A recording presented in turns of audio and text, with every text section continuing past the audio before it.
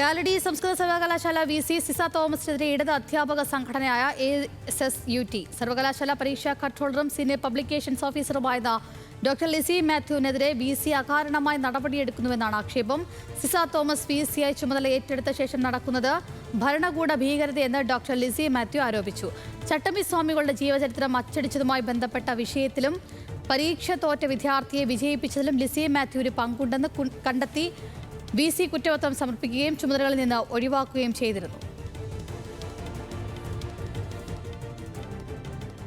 March 6-ാം തീയതി ആണെന്ന് തോന്നുന്നു സിസ മാഡം ഇവിടെ വൈസ് ചാൻസലറായിട്ട് പങ്കെടുക്കുന്നു, ചാർജ് എടുക്കുന്നു. അവർ വന്നതിന് ശേഷം വ്യക്തിപരമായിട്ട് പറയട്ടെ, ആരെയും കുറ്റപ്പെടുത്തുകയല്ല, ഇവിടെ ഒരു ഭരണകൂട ഭീകരത എന്നൊക്കെ പറയുന്ന തരത്തിലുള്ളൊരു അവസ്ഥയാണ് ഇവിടെ നിലനിൽക്കുന്നത്. ഇവിടെ കുട്ടികൾക്ക് വേണ്ട കാര്യങ്ങൾ ചെയ്യുന്നില്ല, സർട്ടിഫിക്കറ്റും മറ്റു കാര്യങ്ങൾ ചെയ്യുന്നില്ല. ഇവിടെ ഞാൻ എന്ത് തെറ്റ് ചെയ്തു, ഇനി വരുന്നവരൊക്കെ എന്ത് തെറ്റ് ചെയ്തു, അവർക്ക് ഇഷ്ടമില്ലാത്ത ആൾക്കാരൊക്കെ എങ്ങനെ പുകച്ച് പുറത്ത് ചാടിക്കാം, ഈ രീതിയിലാണ്. എല്ലാവർക്കും അറിയാവുന്ന കാര്യമായിട്ട് പോലും എന്നെ കുറ്റപ്പെടുത്തി പുറത്താക്കാനുള്ള ഒരു മനഃപൂർവ്വമായ ബോധപൂർവമായ ശ്രമം എന്ന് മാത്രമേ എനിക്ക് പറയാനുള്ളൂ.